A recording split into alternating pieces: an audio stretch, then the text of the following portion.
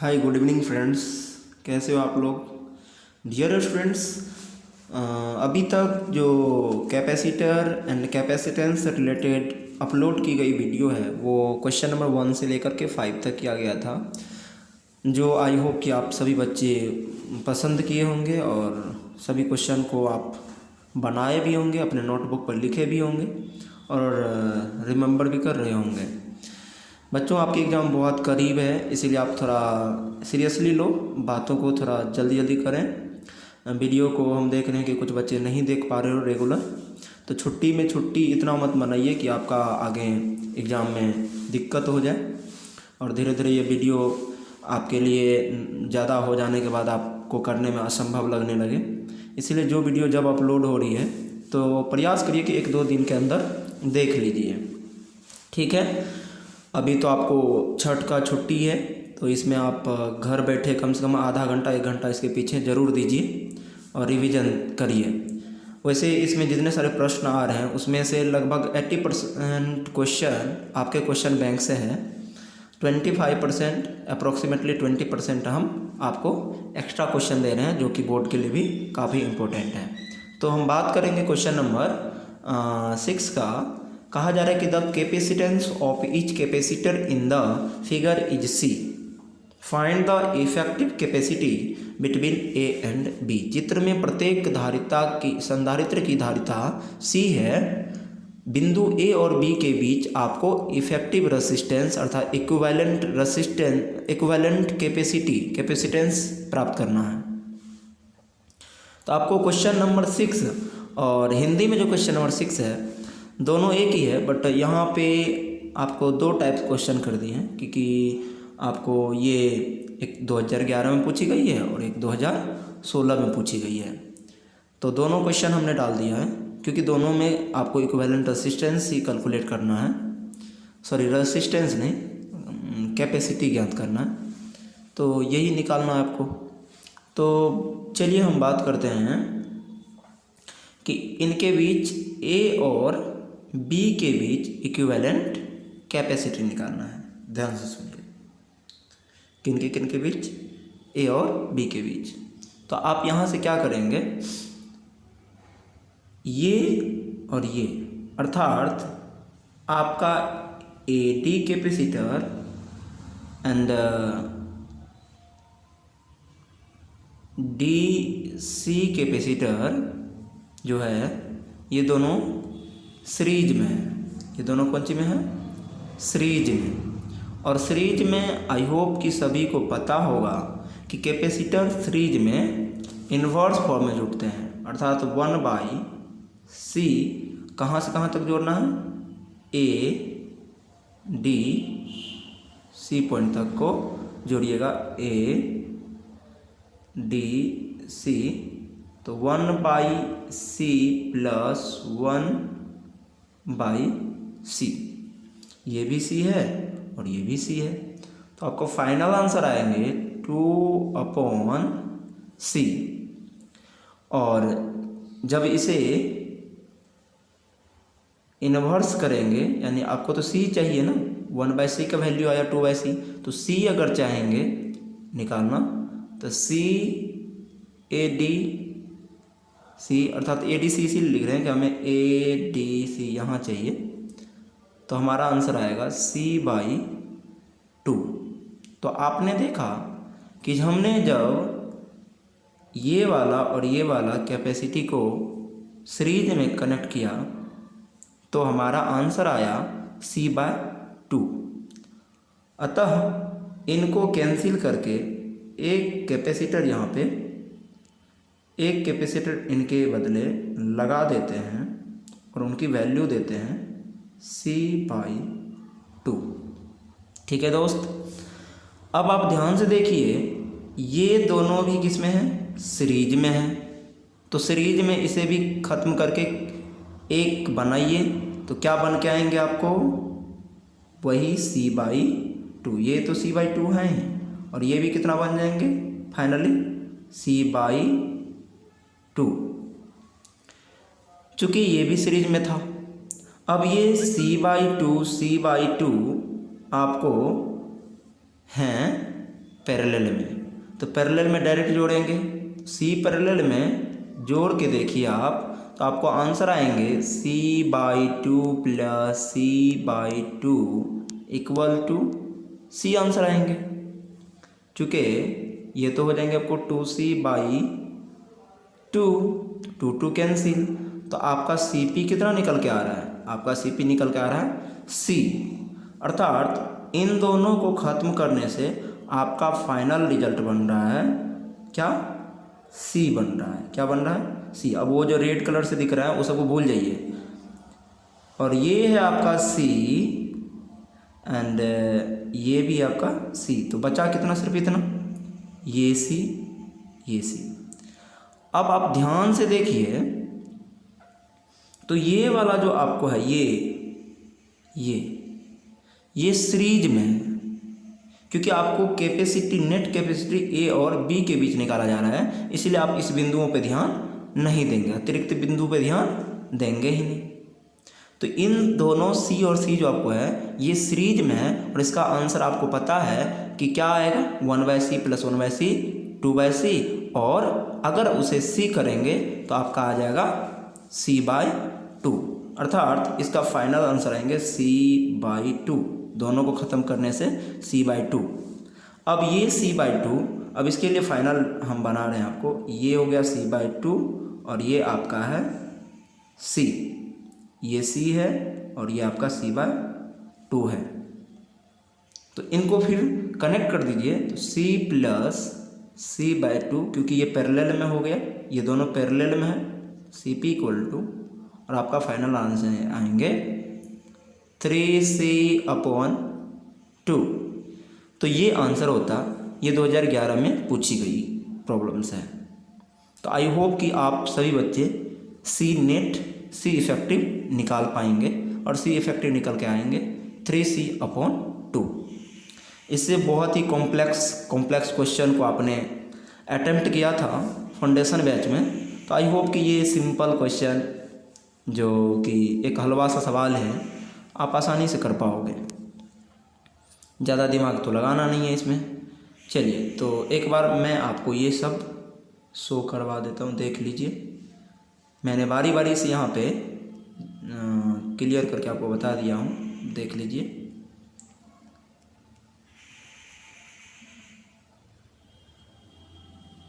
Answer I hope कि सभी ले लीजिए स्क्रीनशॉट इसका। ओके, अब यहाँ एक क्वेश्चन आपको और दिख रहा होगा,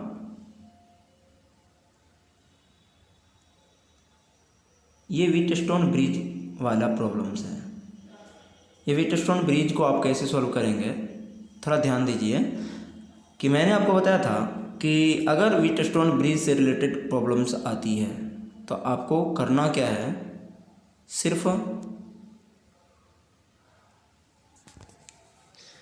मिड में जो भी कैपेसिटी होंगे, मिड में जो कैपेसिटी लगे होंगे, मैंने आपको कहा था कि उसे आप यहाँ से काट करके हटा देंगे।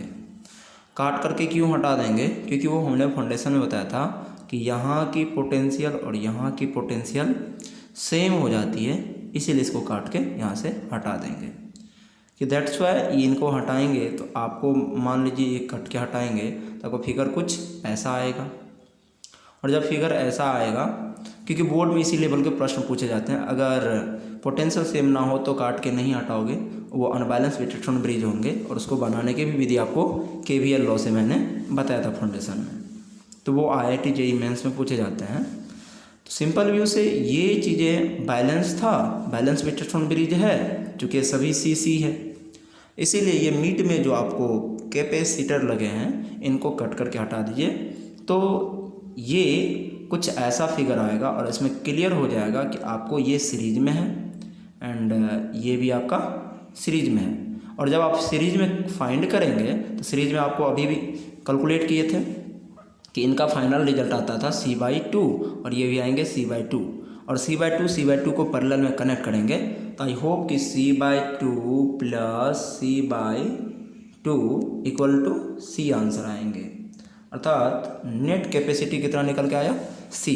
तो ये सब प्रॉब्लम्स में कोई दिक्कत आप लोगों को नहीं होना चाहिए। चलिए, सभी चीज़ों को मैंने बारी बारी से यहाँ पे करके दिखाया है, आप देख लीजिए और आपका फाइनल आंसर ये है। ऐसे प्रश्न पूछे गए हैं बोर्ड में। एक सिंपल सा क्वेश्चन नंबर 7 देख लीजिए कि आपको दो कैपेसिटर लगे हैं यहाँ पे सीरीज में। तो सीरीज में कैपेसिटर लगे हैं तो आप इन्हें कनेक्ट आराम से जोड़ सकते हो। 6 × 6 अपॉन 6 6 12 36 अपॉन 12 कैंसिल करके आपका आंसर 3, अर्थात ये वाला आ गया आपको 3 और ये 6 है पैरेलल में है 6 3, आपका आंसर 9 हो जाएंगे। सिंपल। चलिए ओके।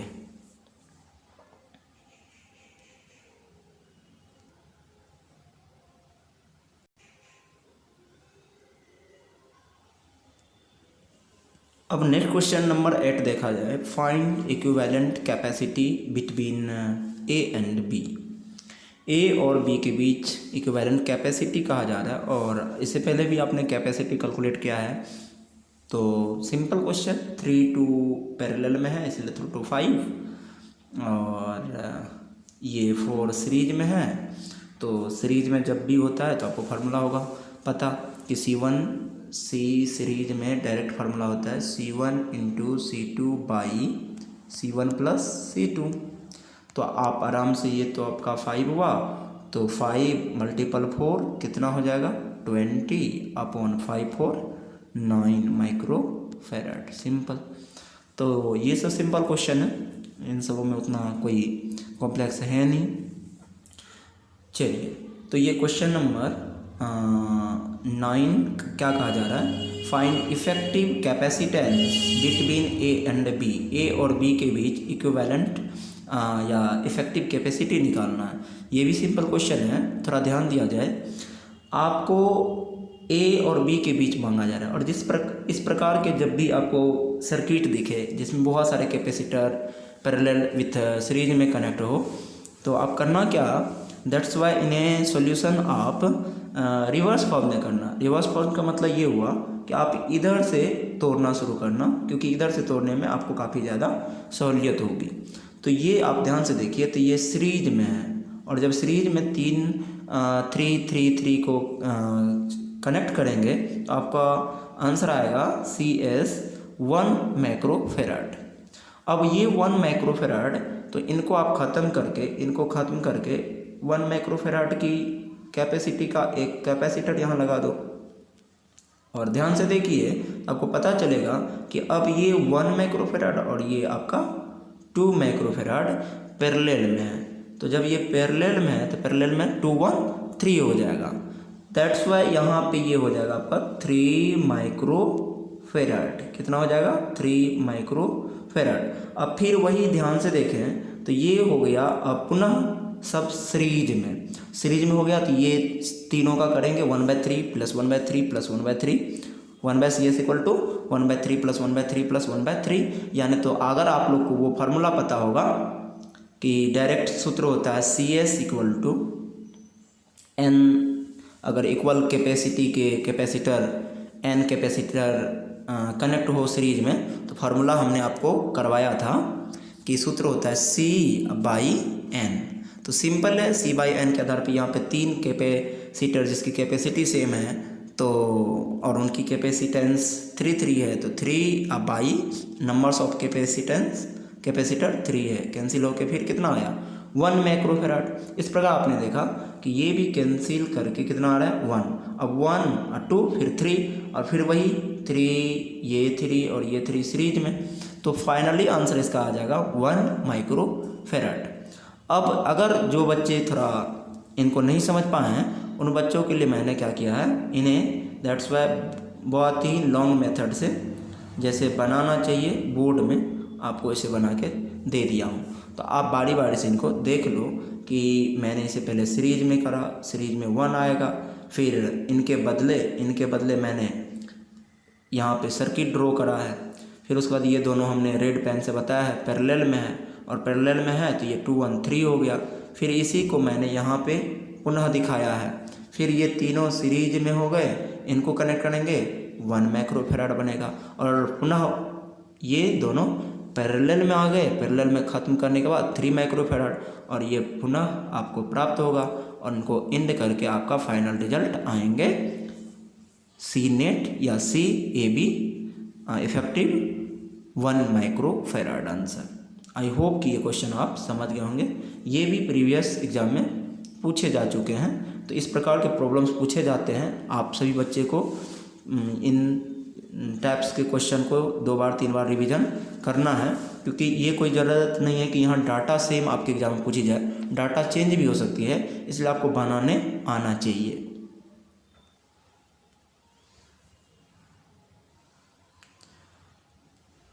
इलेवन नंबर प्रॉब्लम्स क्या कहा जा रहा है आपको कि 64 ड्रॉप्स ऑफ H2 वाटर की 64 ड्रॉप्स है of same size are charged to, sorry students मैंने 11 पे चला गया था, बट 10 नंबर क्वेश्चन आपको डिस्कस नहीं कर दिया था। चलिए पहले 10 नंबर क्वेश्चन करते हैं, फिर 11 पे चलते हैं। 10 नंबर क्वेश्चन कहा जा रहा है कि 125 identical drops of ion each having capacity 0.6 microfarad combines to from a single big drop, what will be capacity of greater drops। क्या कहा जा रहा है कि आपके पास 125 सेम अर्थात आइडेंटिकल आयल ड्रॉप्स है और प्रत्येक की कैपेसिटी 0.6 माइक्रोफेराड है। ठीक है, उन सभी स्मॉल्स ड्रॉप्स को आपस में कंबाइन करके एक बिग ड्रॉप्स बनाया गया, तो उसकी कैपेसिटी आपसे पूछा जाता है। तो आपको फाउंडेशन से और वैसे भी वॉल्यूम कंजर्वेशन लॉ से पता होगा कि अगर छोटे छोटे आयल ड्रॉप्स को आपस में मिला के बड़े आयल ड्रॉप्स बनाए जाते हैं, या छोटे छोटे बूंदों को मिला के बड़े बूंद बनाए जाते हैं, तो छोटे छोटे बूंदों को कंबाइन करने के बाद जो वॉल्यूम प्राप्त होती है, वो वॉल्यूम बिग ड्रॉप्स की वॉल्यूम इक्वल टू जितने स्मॉल बूंद को आपस में मिलाए हैं उनकी वॉल्यूम हमेशा क्या होती है, आपस में इक्वल होती है। अब सपोज करो कि जो भी छोटे छोटे बूंद मिलाए वो बूंद n है, n बूंदों को आपने क्या किया, मिलाया। तो n बूंद को मिलाया, छोटे छोटे बूंद की रेडियस स्मॉल r मान लीजिए, तो n multiple volume of small drops equal to हो जाएंगे वॉल्यूम ऑफ बिग ड्रॉप्स। जैसा कि मैंने वॉल्यूम कंजर्वेशन के आधार पर मैथमेटिकली एक फार्मूला लिखा है, volume of big drop equal to n अर्थात छोटे छोटे बूंद जिसको आपने कंबाइन करा है multiple volume of small 1 drops. किसी एक ड्रॉप्स के वॉल्यूम को नंबर्स ऑफ आयल ड्रॉप्स से मल्टीपल कर दो, इक्वल टू हो जाएंगे बिग ड्रॉप्स की वॉल्यूम। तो वॉल्यूम बिग वाला बूंद की ड्रॉप की रेडियाई कैपिटल आर मान लो, तो फार्मूला क्या आएंगे, volume 4/3 pi R cube equal to n into 4/3 R pi small R cube. यहाँ से 4/3 पाई कैंसिल हो जाएंगे और r इक्वल टू होगा n घनमूल कर दीजिए इनका cube root of n into बचेगा r, क्योंकि यहाँ पे 3 है और इनका जब क्यूब रूट करेंगे तो ये निकल के आपको आ जाएंगे r। तो सिंपल है, आपका r इक्वल टू आ गया n to the power 1/3 into small r, अर्थात बड़े आयल ड्रॉप की रेडियस निकल के आया n to the power 1/3 into small r, where small r is a radius of small drop. अब आपको मैंने पढ़ाया था कि कोई अगर स्फेरिकल कंडक्टर है तो उनकी कैपेसिटी होती है, उनकी कैपेसिटी उनके रेडियाई की प्रोपोर्शनल होता है। आपको प्रीवियस वीडियो में मैंने बताया था, आप याद करिए। सॉरी, रेडियस का नहीं, कैपेसिटी उनके रेडियस, मैंने तभी एरिया लिख दिया था, रेडियस का समानुपाती होता है। तो इस प्रकार तब अगर formula r equal to n to the power 1/3 into small r आया, तो सिमिलरली आप ये फार्मूला लिख सकते हैं कैपिटल C अर्थात बिग आयल ड्रॉप की capacity equal to n⁻⁴ into small R मतलब स्मॉल आयल ड्रॉप की रेडियाई, उसके बदले यहाँ पे स्मॉल सी अर्थात स्मॉल आयल ड्रॉप की कैपेसिटी रख सकते हैं। सिंपल रख सकते हैं, क्यों नहीं रख सकते हैं? क्योंकि रेडियस समानुपाती किसका होता है? कैपेसिटी का।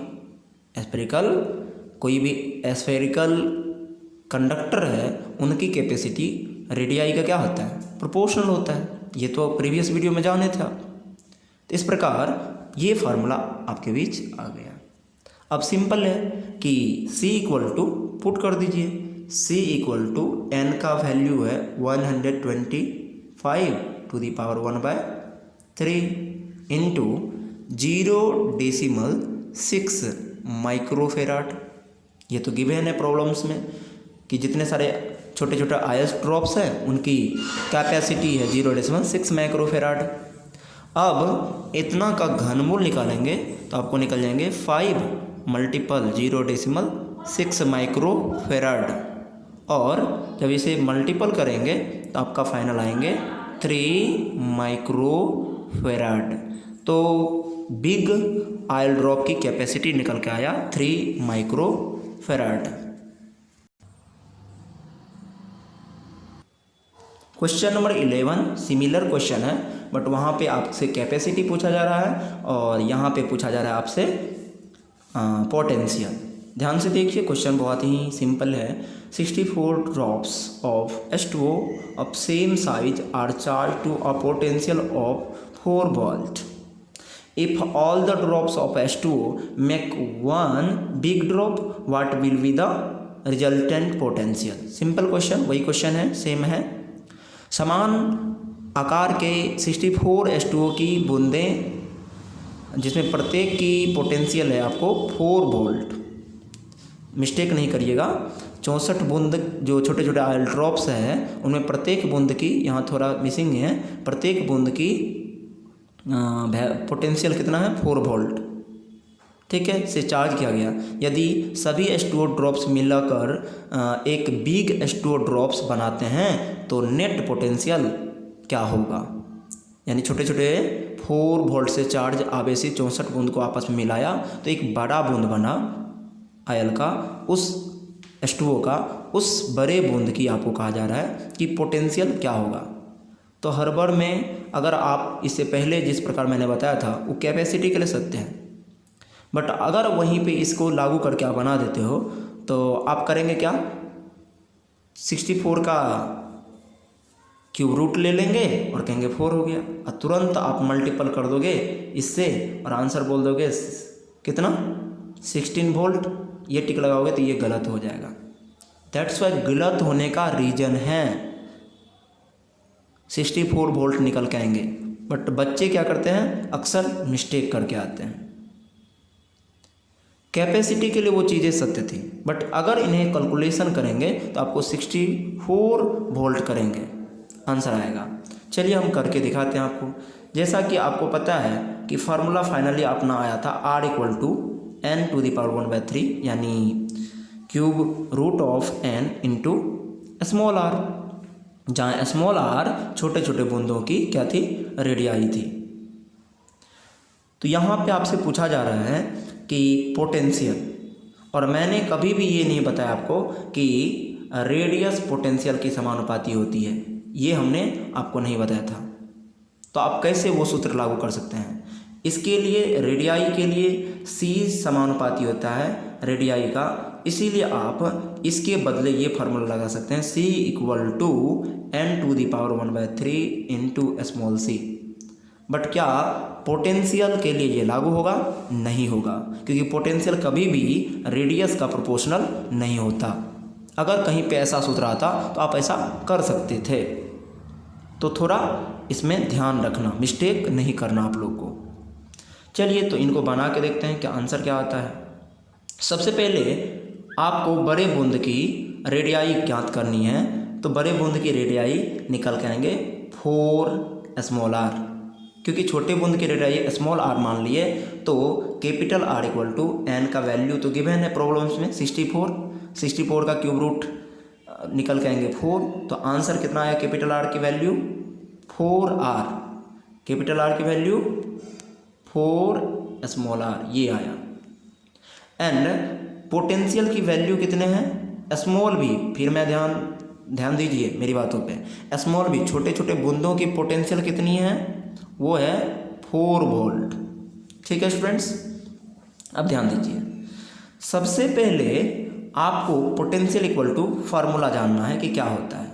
पोटेंशियल इक्वल टू यहाँ पे मैंने स्मॉल भी दिया है, ध्यान देना। No potential on each small drops, small भी ध्यान दीजिएगा, मैंने इसे मोड़ दिया है। स्मॉल भी इक्वल टू के, और छोटे छोटे बूंदों पर चार्ज मान लिया है स्मॉल क्यू, और रेडियस स्मॉल आर, इसीलिए 4kq/r। ये तो आपको पोटेंशियल की फार्मूला पता है इलेक्ट्रोस्टैटिक्स से।